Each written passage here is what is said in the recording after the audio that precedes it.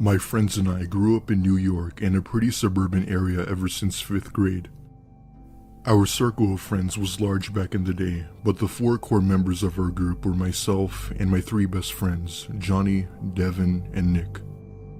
We were 16 years old at the time, and we were having a movie night at Nick's house as his parents had gone up to the Cape for the weekend, so we'd had the house to ourselves. We were at Nick's house as he had to watch over his German Shepherd, Bonzo. When we had arrived, we had helped ourselves to Nick's dad's stock of booze and then played some video games all the way to doing prank calls past 10 p.m. It sounds childish, but hey, you're only a teen once, right? We get about halfway through the movie when there was an unexpected knock at the door. Nick looked confused and had told us that he wasn't expecting any more visitors. As he requested, I get up and go to the door with him. We thought that maybe we have been making too much noise and that it was his neighbors coming to complain, but that wasn't the case. Standing on the porch was a Domino's pizza delivery guy with a large pizza box in his hands. "Hi there, large pepperoni pie paid for online." This was very strange, as we hadn't even thought of ordering pizza. But 16-year-olds and pizzas are natural allies, so we gladly take it off his hands. I mean, who wouldn't take a free pizza? We tip the guy to be nice, and he tells us to have a good night and proceeded to walk away, disappearing into the night. The only thing was that there was no vehicle in sight, so we figured that he must have parked a few houses down. We bring in the pizza to the living room and tell the others how we just got locked out. Devin, being the honest and nice person he was, told us that we shouldn't just eat someone else's pizza. We looked at each other and realized that it was the wrong thing to do, so we leave the pizza on the counter and call up Domino's. Eventually we get through to them and inform them that someone else's pizza had been dropped off at our place and that the delivery guy should take it back to the correct address. They ask for our address and we tell them. The person on the other line asks if we were sure it was a Domino's pizza. Yeah, it's got your logo and everything." "What? We haven't had any orders from that part of town all day, and none of our drivers have been around there. We'll check in with our other stores." At this point, we're all pretty perplexed as no other Domino's stores delivered to our area. We decided to give them a few minutes to call us back, and if they didn't, we just ate it ourselves. We fixed up a couple of snacks and resumed the movie we were watching. I get up to get a glass of soda in the kitchen and was shocked to what I found. Bonzo, the dog, had eaten at least half of the box. Fast forward till about a half hour later, we noticed that Bonzo was becoming really distressed, whimpering and crying, and then heads back into the kitchen. 10 minutes later, we noticed that Bonzo was extremely ill, lying on the floor and having trouble breathing, and we immediately knew that something wasn't right. We looked online for a nearby vet in the area, and there was thankfully one nearby that was still open. Needless to say, we rushed him over there quickly, and he was on the point of death when we brought him in. But it wasn't for the reason we expected. The vet said that he was displaying very strange symptoms. They ran a few more tests, and what we found really turned our stomachs. There were several traces of strychnine found in his system. It's a very dangerous poison used for killing rodents, and it causes all of your organs to shut down completely. Nick's parents came home soon after, and we tried to give the best description to police as to what the delivery guy looked like. Unfortunately, nothing ever became of it, and there were no other reports of anyone receiving a poisoned pizza. It makes me wonder if the guy specifically targeted us kids as we were young and naive. If that were the case, he had been watching us for God knows how long, and how would he have known that we were by ourselves? Thankfully, Bonzo survived, but had we arrived to the vet even 15 minutes later, he probably wouldn't have made it. If anyone comes to your door with food that you didn't order, do the right thing and check with the company it's from. It may just save your life.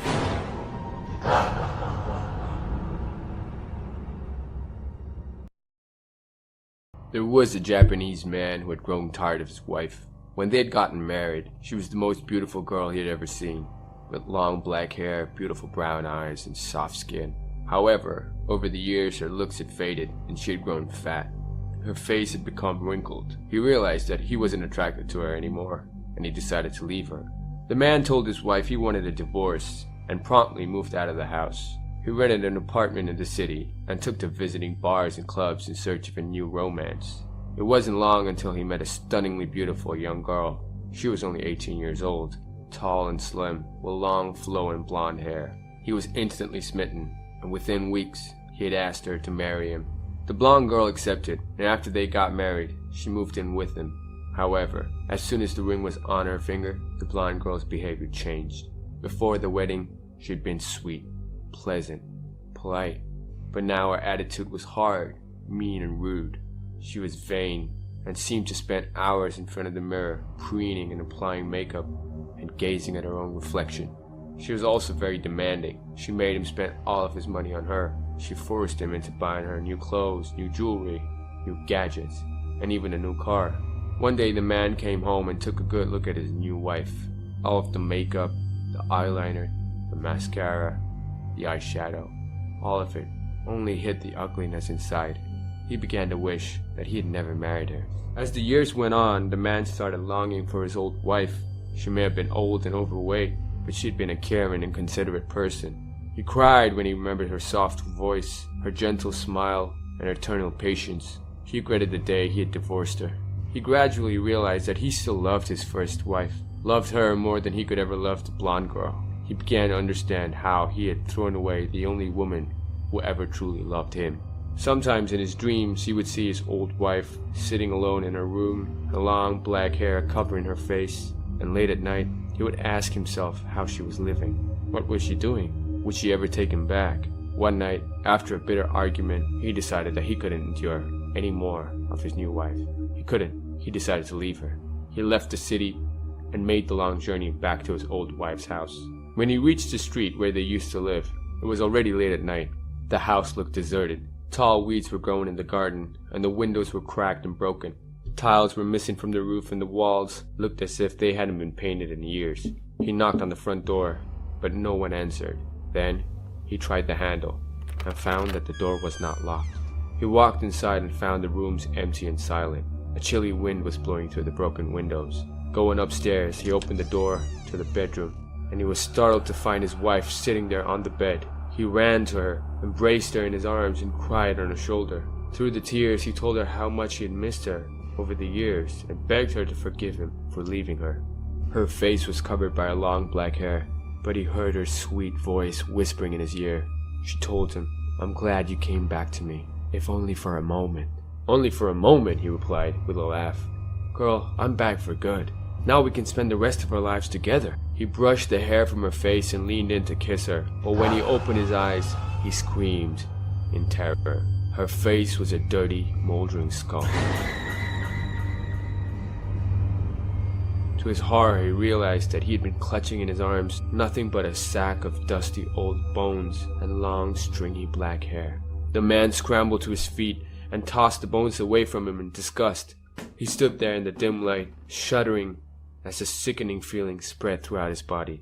He ran downstairs and out the front door, and on the street, he found a neighbor and demanded to know who lived in the old, broken down and abandoned house. "There's no one living in that house now," said the neighbor. "Years ago, it belonged to a woman whose husband left her. He divorced her in order to marry another woman. She was so distraught that she killed herself soon afterward."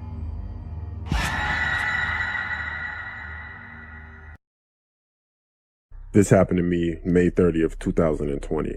My parents were a couple of blocks away from where I lived because they were staying at my aunt's house. My aunt is paranoid schizophrenic, so she has special needs and such. Anyways, it was around 4 a.m. I was a night owl, so I stayed up late playing The Last of Us and drinking soda. I suddenly had the urge to go to the bathroom, so I paused the game and walked into the bathroom and did my business. While I was washing my hands, I heard someone cough from outside of my house, near the gate that leads into my backyard. Since not even a few months ago, my home was invaded. I freaked the hell out. and I ran into my dad's bedroom and pulled out the case where he kept his handgun. Since of what happened before, my dad became paranoid and bought a .44 Magnum, just in case we had to use it. I wasn't supposed to know about it, but my brother told me since my dad told him. I grabbed the gun and then I hid under my dad's bed as I heard the back screen door open and some noise at the back door. It sounded like he was messing with the back doorknob. I hoped he would fail to get inside and leave, but it seems like nothing can go right for me this year. By the way, I live in Minneapolis. The person somehow got the door open and had entered the house. The back door leads into the basement as I heard the person go downstairs. I then remember my phone in my pocket. I dialed 911.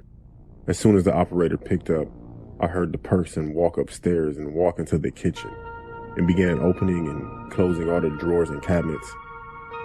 I didn't feel comfortable talking with the person so close, so I didn't tell the operator what was happening.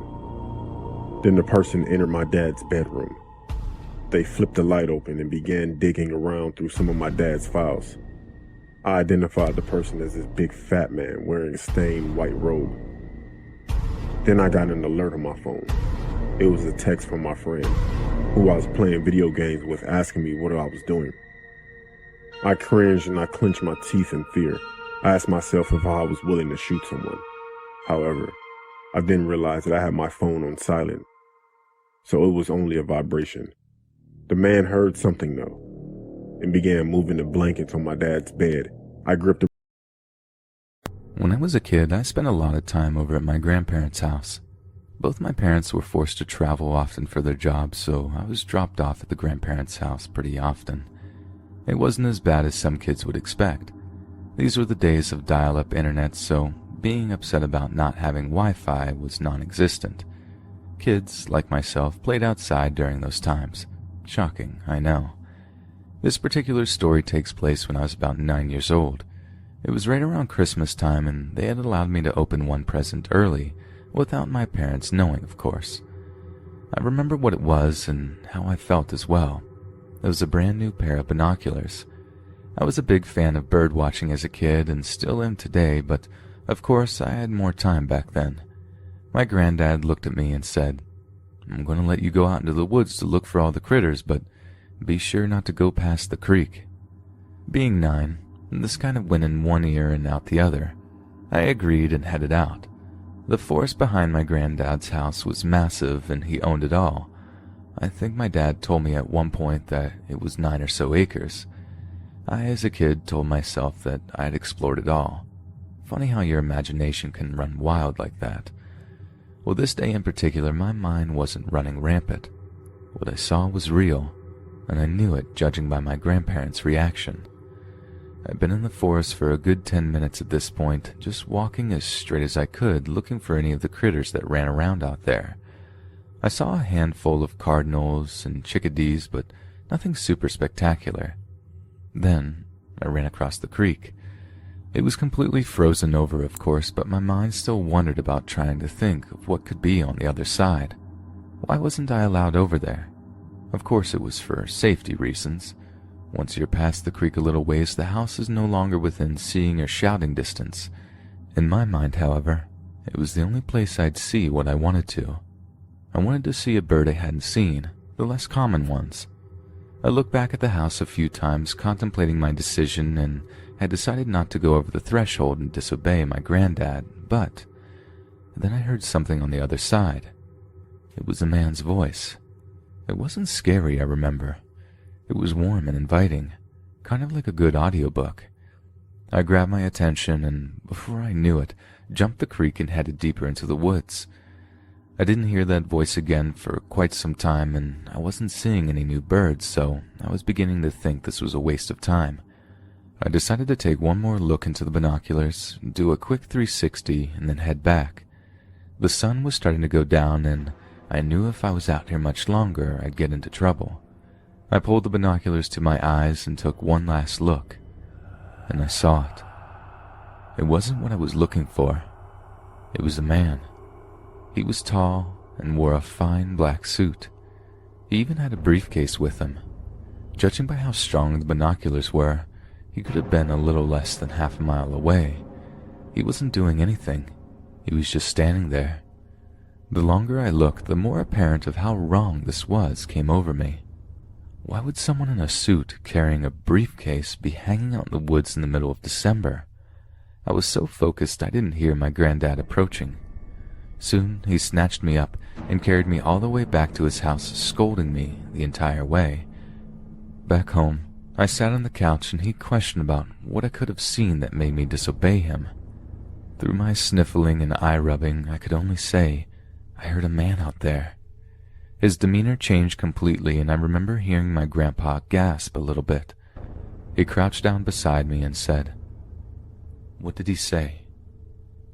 "He just said, 'Hey,' and then he was gone. I didn't see him until I crossed the creek."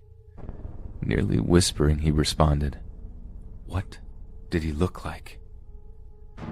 "He had a suit and a briefcase. Are you going to tell my mom?" He looked up at my grandmother and then back at me. No, we're not, kiddo. Don't worry. We're not mad. We were just worried about you." It wasn't until I was much older that I figured out what I saw in those woods. I was 18 and my granddad was in bad health. He wasn't set to pass any time soon, mind you, but he was just very sick. We were visiting in the hospital, and when my parents left to get some food, he told me all about what that man was. Apparently there used to be a cemetery on that land before it became overgrown with trees and vines. That man was a spirit everyone referred to as the Undertaker. According to my granddad, he was a businessman, hence the briefcase, but suffered a heart attack during his wife's funeral. Nowadays he roams the woods, looking for the grave of his wife. It was a heartbreaking tale. The reason he was so worried about me at the time is because it said that if you're caught by the Undertaker, he'll curse you. You'll fall gravely ill and eventually pass away from cardiac arrest like him. I'm not sure how much I believe that story, but I will say that I'm glad he never looked at me. His back was facing me the entire time. My grandma did eventually pass away, not cardiac arrest if you're curious, but I've kept the legend strong. I tell everyone I know about it, and if I ever run across kids in that area while visiting the old house, I make sure to tell them, never go past the creek. This happened to me a couple of years ago. It was late May in the evening. I had just finished cleaning up from dinner and it was a nice evening out. I have 3 big dogs and have to take each of them individually for a walk. My oldest dog is 11 years old and deaf. He is usually the first I walk as he gets tired easily. I grabbed my phone, put my headphones in, and headed out the door with my old Boxer. I live in a rural area. The houses are quite far apart and set quite far off the road, so I never had to usually worry about running into too many people on my nightly walks. My area is also very safe. Nothing ever happens here. I was about 10 minutes into my walk listening to scary stories on YouTube. Yes, I listen to horror stories as I walk my dogs in the dark, when I noticed headlights coming up behind me. I didn't pay much attention, just moved closer to the side of the road, pulled my dog over onto the dirt to stay off the road as a car went by. I kept walking and noticed that even though I saw headlights from behind me, they weren't going past me. I'm female, 35 years old, about 5'4", blonde hair that was up in a ponytail. I had a feeling that I should turn around, and when I did, I saw a pickup truck with 2 people inside, pulled off on the side of the road, about 15 feet behind me. I could make out the silhouette of the driver and the passenger, but not their faces.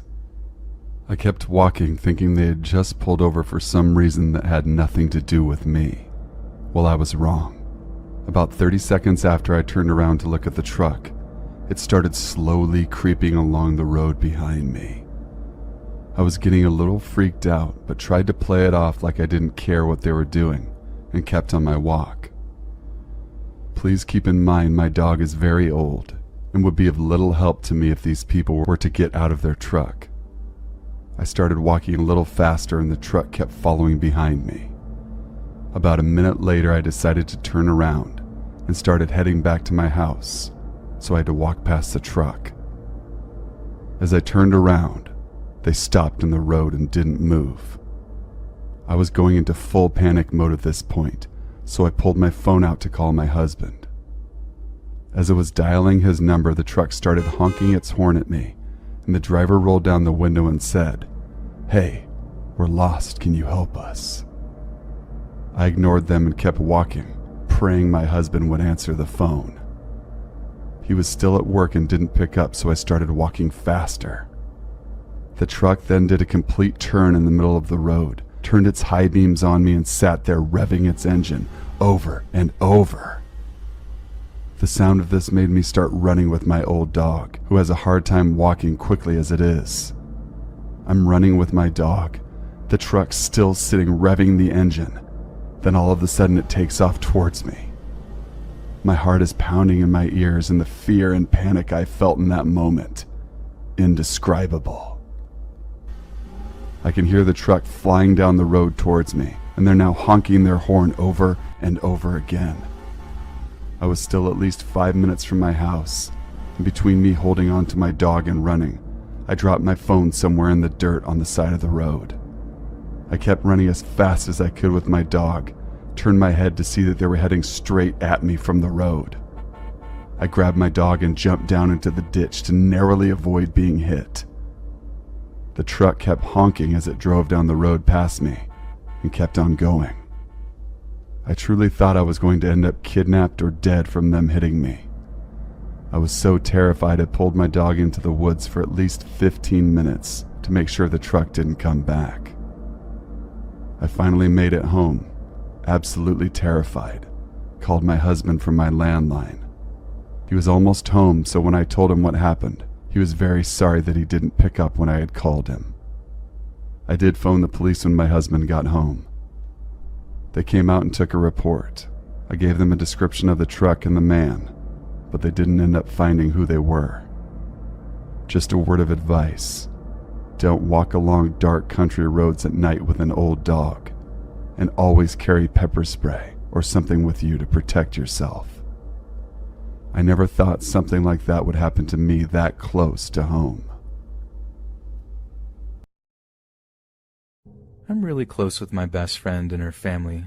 I mean, we have known each other since we were 2, and we lived on the same street even till this day. Since we have known each other for so long, and we have a lot of stories to share, but today I thought to share this one. When we were 8, she invited me to go camping at a local campground for the weekend, and I desperately wanted to leave my house, so I accepted. When we first got there at around 10 p.m., we thought it would be fun to scare some people by hiding in the bushes and jumping out. It was fun, and we got a few people, and some of them just chuckled and thought we were cute and kept walking. And then we jumped out at this one man, and his reaction startled 8-year-old me because when we jumped out, he didn't get scared. He just looked at us and smiled this really gross, pervy old man smile. Since it was a couple of years ago, and it was dark and I couldn't really see any distinct features other than he seemed to be a white male in his late 40s, around 6 foot, medium build, and had a strong smell of cigarettes and whiskey, my friend, we'll call her Faith, and I were both kind of weirded out because he didn't say anything for a couple of seconds until he said, "You know, you really shouldn't scare people like that. It's quite naughty." That scared me just because the whole time he was still smiling and staring at us all over. I was frozen, and Faith just grabbed my arm and said sorry to the man, and we ran off. The next day was normal, but when it was sunset, we wanted to run around the campsite and be kids. When we were running around, we heard someone yell, "Yoo-hoo," from up the hill, and so we look up and see no one, so I, without thinking back, yelled, "Yoo-hoo." And then we see someone walk towards us on the hill. You guessed it. It was the man from the night before. I wasn't scared this time. I was in such a good mood, so I let the guy come towards us, and he yells down to us, "Where are your parents?" Which Faith replies, "Oh, they're at the campsite." When he hears that, the grin comes back, and he asks, "Well, it's getting dark, so why don't I walk you back?" We started to get creeped out and said, "Nah, it's okay, it's pretty far away." Which he responds with, "Oh well, I have 2 kids and they have bikes you can borrow up at my campsite. Why don't you come with me and I'll show you?" I was scared and all I wanted to do was go back, but I didn't want to hurt his feelings, being as naive as I was, so I accepted, and Faith and I started to walk up behind the man with him, as he looked back every few seconds with that grin to make sure we were still following. After about 30 seconds, we got to his campsite, and we looked around and saw no trace of kids, let alone bikes. This was a huge red flag. He says to wait outside of his trailer while he gets something. I look at Faith and tell her that we have to hide since there's no way we can run back to our parents fast enough, so we book it to the bushes. After about a minute, I see him swing open the trailer door and come outside with not bikes, but duct tape. This sight chilled me to the bone. Even though I was young, my mom and dad have told me about all the scary things that have happened to kids when they wander away. I would always watch murder shows with my dad and had seen an episode when someone was tied up with duct tape. I started to freak out when I see his face change from that disgusting grin to pure anger. He looks around, even right past me and Faith crouched down in a bush. After no luck, he charges back inside, and I grab Faith and we both run all the way back. We were too scared to tell our parents, so we just went straight to bed. We went home the next day and didn't talk about it until a couple of days ago when it popped in my head. Nothing came from this experience other than years of nightmares. Recently, we all know what has been going on around the world. The coronavirus. Well, this story took place on April 3rd, 2020. I live in Akron, Ohio with my mother. My mother is a nurse and she works in the Cleveland Clinic Hospital at night 5 days a week. On this day, my mother went to work at 8 p.m., so I was there by myself.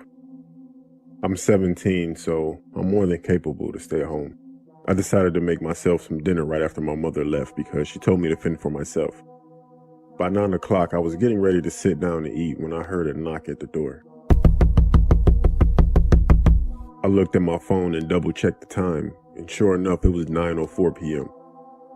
I thought it was weird being that it was so late. I looked through the peephole, and it was some random guy I'd never seen before. I asked him what he wanted, and he asked me if Gigi was home. I told him that no, Gigi lives here. He then said, "Oh," and then asked me if I was sure. I said I'm positive. He took out a picture and put it up to the peephole, and told me that it was Gigi in the picture.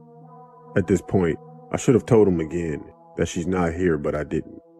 I told him that I can't see it through the peephole, and he proceeded to tell me that I should open the door so that he can show me the picture. I told him that I don't know about that due to the quarantine. He kept asking me, so I said fine. I grabbed my mask and opened the door, but I kept my chain on. But as I was opening the door, I swear this guy slightly pushed it. Then he looked surprised when it didn't open. I asked him what he was doing, and he said, "My bad, I tripped." I said, "No, you didn't. You weren't even moving," and I slammed the door. I looked back through the peephole and he took off running. I kept looking outside for about 20 minutes just in case he tried to come back. So now an hour went by, and as soon as I stopped thinking about that creepy guy, there was another knock at the door. Again, I looked at the time and it said 10:32 p.m. I looked through the peephole and there was a young woman with a white dress with dark hair over her face just standing there. I can barely see her face due to her hair, but it looked like she had dried up tears. I asked, "What do you want?" She said, "We are." Then she stopped mid-sentence and looked behind her, then corrected herself in a very monotone voice. "I'm from a group that's testing people in your area for the coronavirus. Can you let me in to test you? It's very important to get tested." I don't think she noticed the peephole on my door. She looked behind her again and whispered to someone, but I couldn't see who it was. Then I saw the same guy from earlier walk from behind her and headed to my backyard.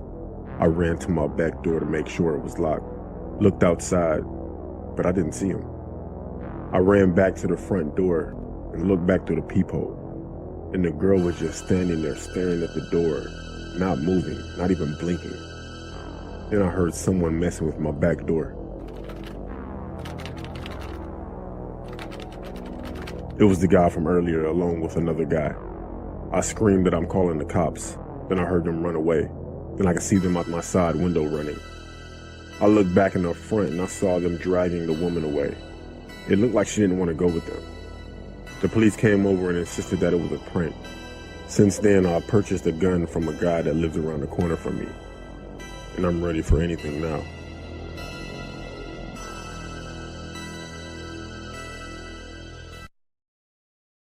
The following happened when I was on a school French history trip to France and Belgium back in 2014, which incidentally was the 100th anniversary of the start of World War I.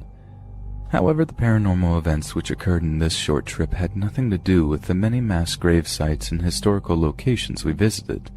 In fact, they all occurred in the first, basic and cheap hotel we stayed in for the first 2 nights. The hotel, which I have since forgotten the name of, was bordering on a hostel. It was 6 of us to a room and 3 bunk beds, and I was sharing one with my closest friends. I also knew the other boys fairly well. I remember that on the first day we had been awake for well over 24 hours, so upon arriving at the hotel we didn't pay much attention to how it looked. However, we found it surprisingly hard to get to sleep immediately. The first strange occurrence happened while everyone was casually chatting as we lay in bed, probably at around 11 at night. Each bottom bunk had a light underneath it, and they were all controlled from one central wall switch over by the door. I should mention that we had all these lights off as we were meant to be asleep. However, in the middle of our conversation, one of the lights suddenly turned on. It stopped our conversation dead, and we were all slightly confused. This happened several more times with lights going on and off under the bunks while the wall switch didn't move. Everyone was getting visibly spooked at this point. However, one of the boys had found a second switch beside his bed, and we soon realized that every bunk had these to control the 3 lights. With everyone relaxed again, our 14-year-old imaginations calmed down significantly, and everyone began to nod off one by one. Later in the night, at what I estimate was about 1 in the morning, I was still half awake. I have always been a very light sleeper. I was listening to the deep breathing of everyone in the room when I heard an audible click. I turned around and saw the light to the walk-in shower was on. I assumed that someone had walked in to play a prank, but after quickly scanning my eyes about the room, I could see that everyone was in bed. I was confused, but not frightened yet. Shortly after the shower turned on seemingly by itself, I again turned over to face the walk-in shower. Sure enough, through the crack in the door I could see the shower water running. I turned away quickly and lay there for hours, unnerved before falling asleep. The next morning was busy, visiting several historical sites, and it wasn't until lunchtime in a cafe that a few of us brought up the night before. Several others testified to being awake when the light and shower turned on.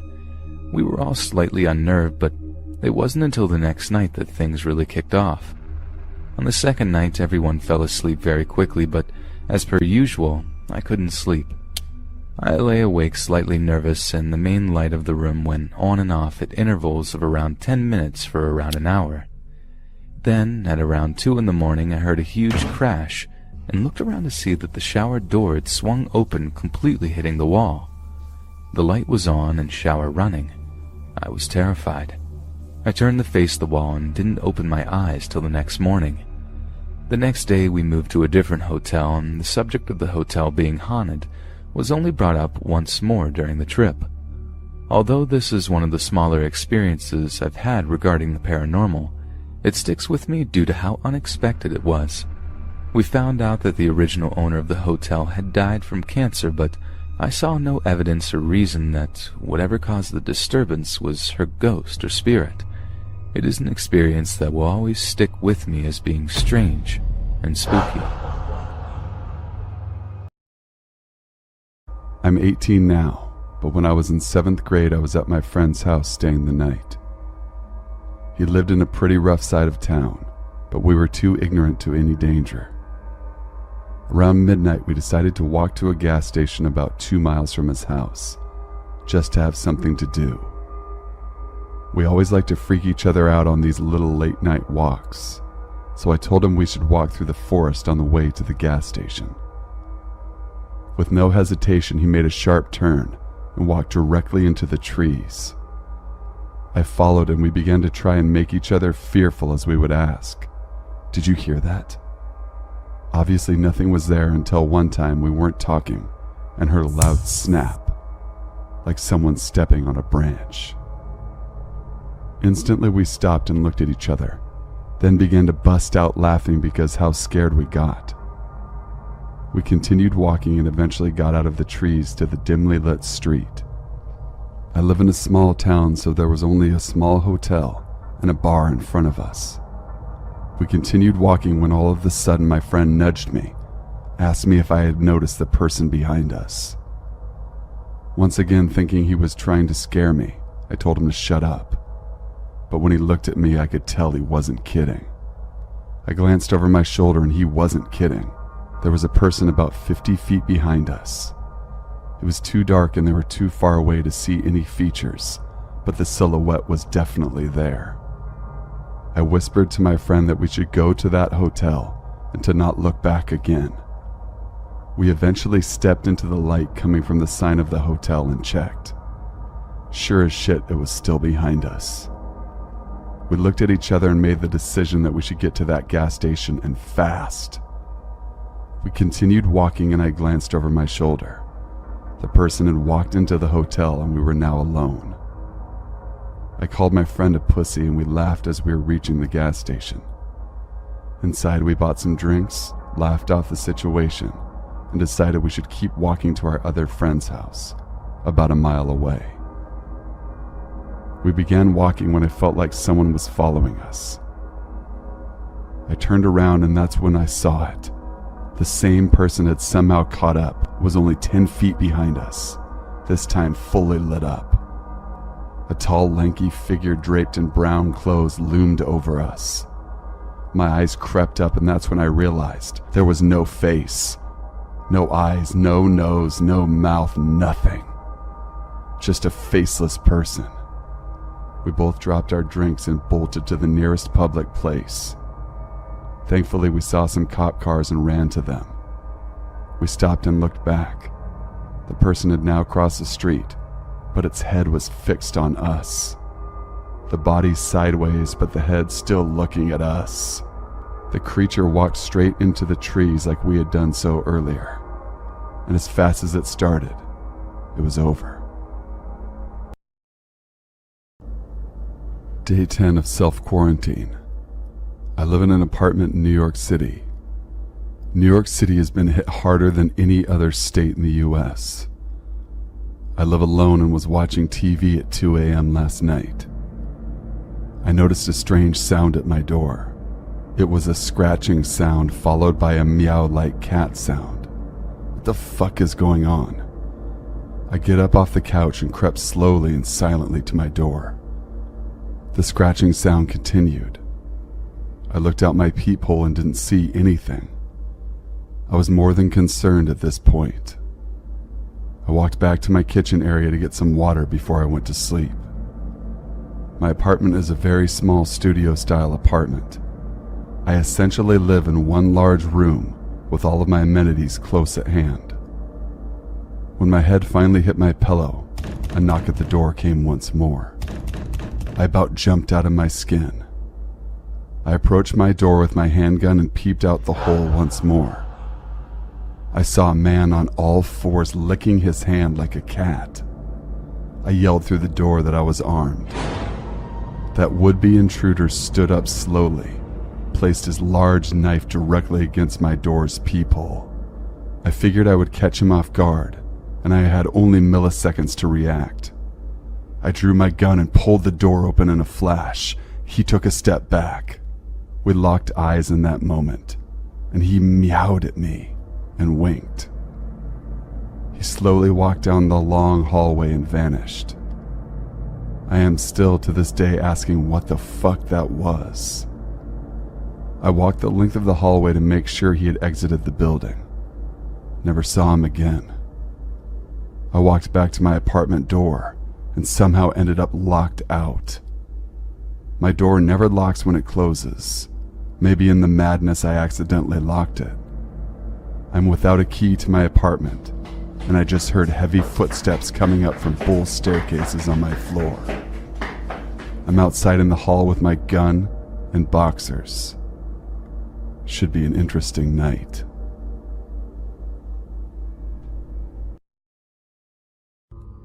So when I was in my first year in high school, I had a teacher whose name was Dr. Johansson. He used to teach my class civics. He was a special fellow, not like other teachers. In the school I attended, teachers were often not close to students in a social way. They were simply there to teach, and that only. Dr. Johansson liked to keep contact with the students, so he decided it would be a lot easier to do so if he had a Facebook account. He started adding people on Facebook from our school, and eventually started talking to them. He often posted weird stuff on his wall, and commented weird things. For example, one time he posted the song Straight Outta Compton by NWA and wrote, "All they say is the N-word, N-word, N-word, N-word. I don't get it." Of course, some students commented and asked him why he had used the N-word so freely. He removed the post and apologized, blamed it on being drunk. This was nothing. He started talking to students, mostly boys, and he managed to find some students' numbers and started sending them texts randomly. He would send stuff like, "Do you need help with homework? You could come over to my place and I could help you out over a glass of wine." And this he would say to teens that were younger than 18 years old, so according to the law, they are not even allowed to drink. And he pretty much offered alcohol to minors. Remember, he's a civics teacher. He should know this stuff by heart. It's also morals, for God's sakes. Anyway, he never sent me a text, but he sent some weird texts to my friends. Later on, he decided to talk to me. This was a couple of weeks after he had started contacting students like this.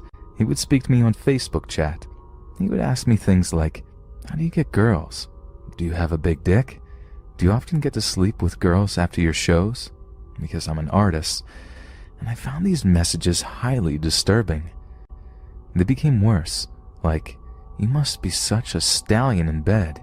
You were probably really good," and "Enter the rabbit hole with me. Come on, I'll take care of you."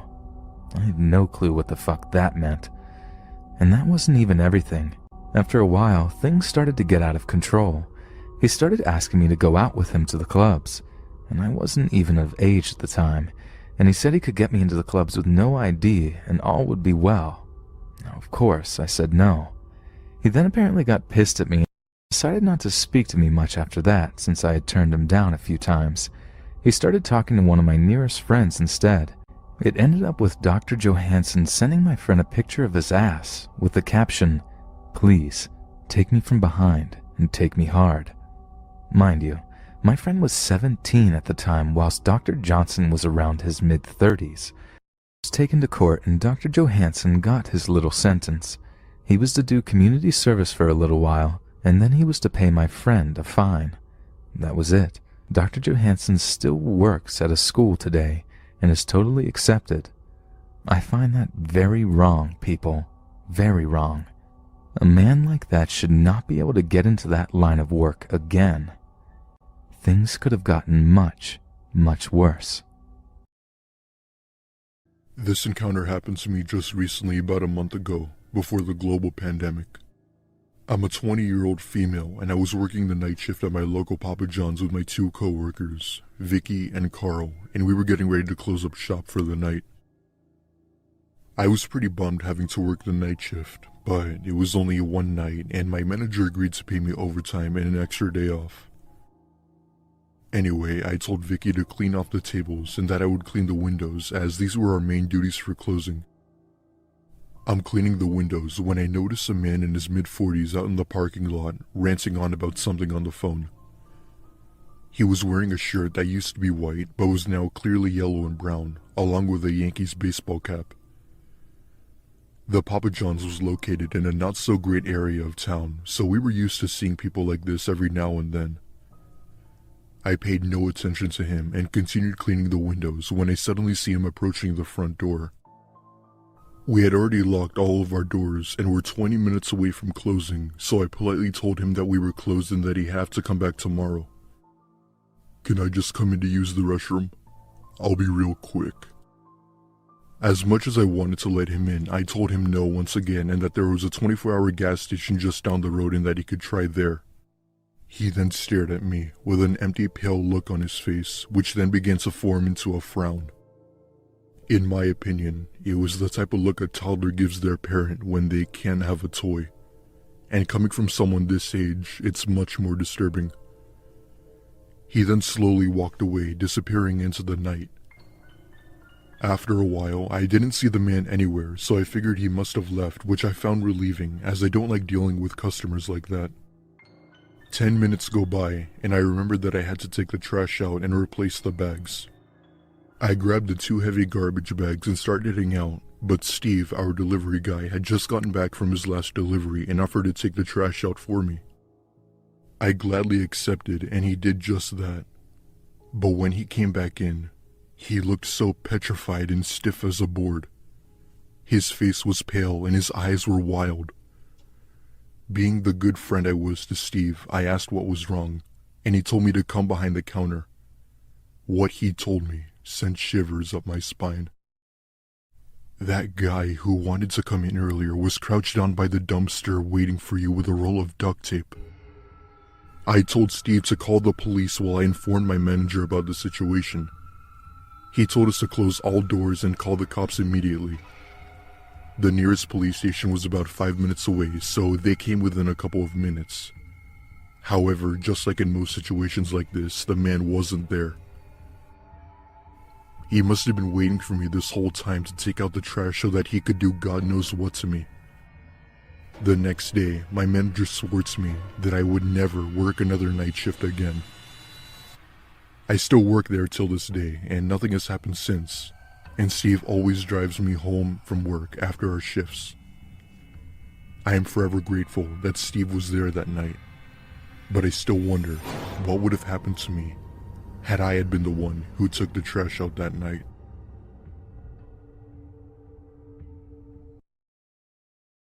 I'm 15 years old and I prefer my full name was not revealed, but my name is Luke. This happened to me about 2 weeks ago while I was quarantined because of the coronavirus. Since there has been no school, I've been able to stay home a lot more.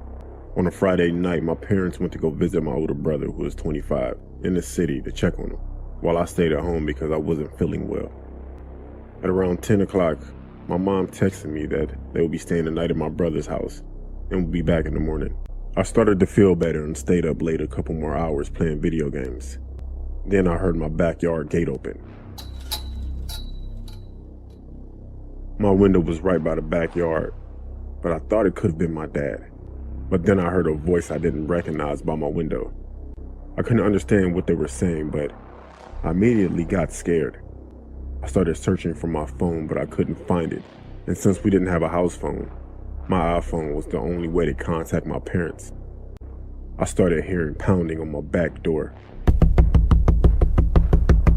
which gave me goosebumps. I turned off my computer and crawled under my bed. I heard 3 more pounds on the door until it finally burst open, and I heard the intruders enter my house. I knew I had to arm myself in case they found me, so I grabbed a screwdriver by my nightstand.